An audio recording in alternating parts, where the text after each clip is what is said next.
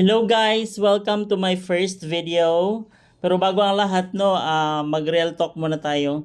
Kasi nga sa totoo lang, sa ngayon, ang dami na talagang vlogger guys. Ang dami ng content creator. Ang dami ko ng friends na hindi naman maganda yung boses pero naging singer na sa Facebook. Hilas-hilas oroy mo! Pero bitaw, joke ra bitaw na ay. Napoy uban nga, meron ding iba guys na akala mo ang gagaling sumayaw. Diyos ko, puro naman kaliwa. Yung paay, tigil nyo na yan. Puro kayo sayaw para lang may content. Akala nyo nakakatuwa Well, bitaw guys, joke ra na. Ay, habang nafi-Facebook ako dito, sa totoo lang, ikwento ko na lang din sa inyo na kahit naman ako is naisipan ko na ring mag-vlog kasi nga trending siya ngayon at saka hindi lang sa trending, kumikita din yung iba ng pera. So yun naman talaga yung purpose ng ng pagba-vlog Huwag na tayong plastic kasi mga mukhang pera tayo lahat. Ayun, ano nangyari sa kanya? Lumugo. Gawawa naman. So ayun na nga guys, bali ang dami na talagang naging content creator no. Meron pang iba hindi nga marunong magsaing pero ang galing-galing magluto sa Facebook no. Akala mo basta. Oh, ayun pa. Ay, namatay na yung aso niya. So ayun na nga guys. Dito sa first video ko, sa first vlog ko, meron po akong ipapakitang tao sa inyo. Siya po yung nakilala ko.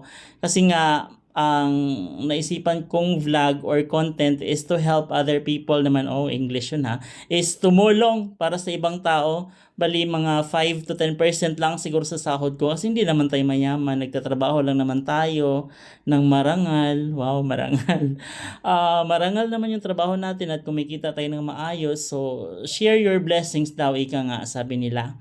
So 5 to 10% lang talaga yung yung binibigay kong tulong. So dapat sana is yung 10% na yan or 5% na yan is para sa church. Bali tithes sana yan, no, di ba? Akala mo nagsisimba, no?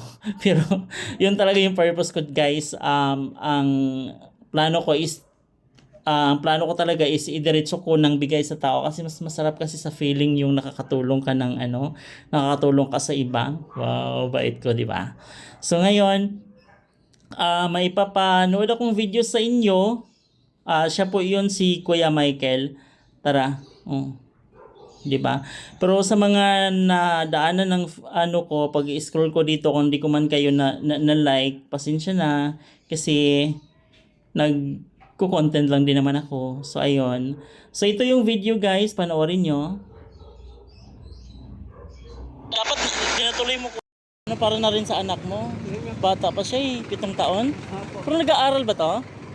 Hindi pa? Nilalakad ko pala yung certificate niya. Nilalakad mo pa. Opo. Ano pangalan mo, boy? Babae po yan, sir. Ay, babae po yan? Opo. Kakala ko lalaki. Babae po yan. Babae pa pala. Bakit po? Wala. Gusto ko lang tumulong. Tara, kain tayo. Kahit doon tayo na. Ha? Sige, anong gusto mo, baby?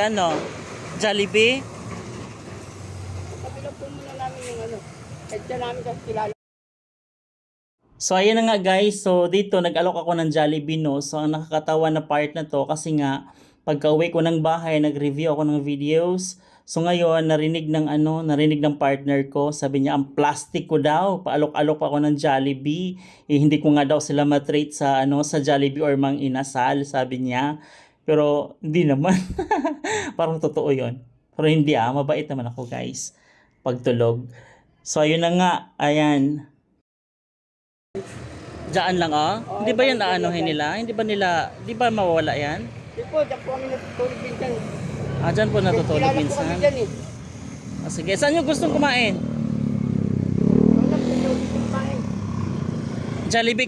Jollibee ba yung gusto mo? Yan na lang. Ha? Yan na lang po sa kaliterya. Ano baka gusto niya ng Jollibee, Mang Inasal?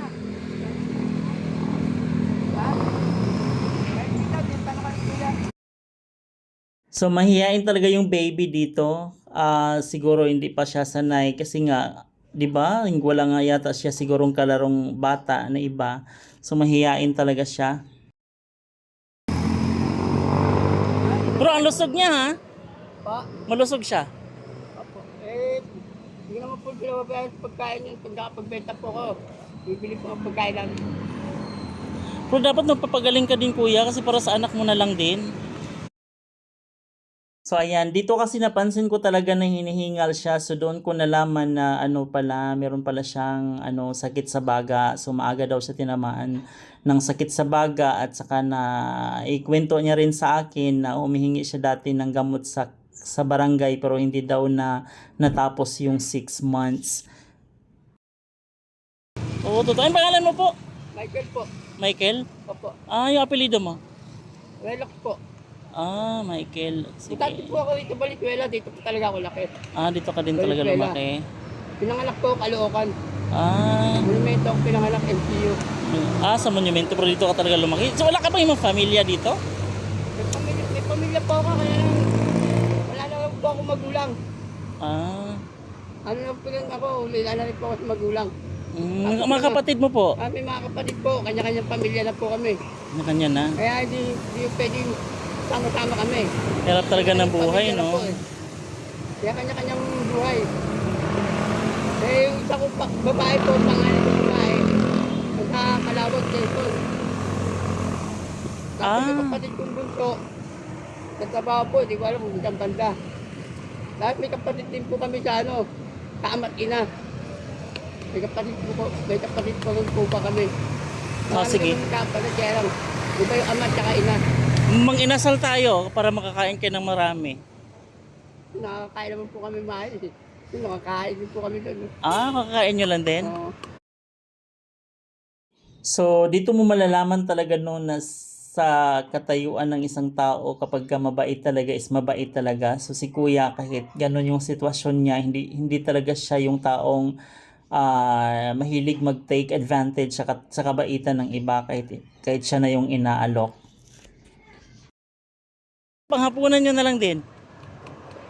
Oo nga, libre ko na kayo. Sige na, Bibi, mahihain siya, no? Kaya po yun. Bilan na lang kita ng toys. Gusto mo? So, saan nyo to iiwanan? Para pupunta na tayo pag Hindi po, yung may kotse po. doon sa karinderya sa unahan na yon. Kilala po kami yun. Kilala kayo doon? Opo. Michael. Sige, kukunin ko lang yung motor ko kasi nag-iikot lang talaga ako. Napansin ko kayo. Sige, pupuntahan ko kayo doon ha. Sige. Sige ha. Sige, dali lang. So ayun na nga guys, kinuha ko yung motor dito tapos naghanap ako ng maparkingan tapos pumunta sila doon sa may Mang Inasal. So doon kami kumain sa may Mang Inasal. So yung next video na lang is abangan nyo na lang kasi nga mahaba-haba yung kwentuhan namin ni Kuya about sa buhay niya. Mas maganda kasi pakinggan yung totoong kwento ng buhay guys. Sa totoo lang. So salamat sa panonood.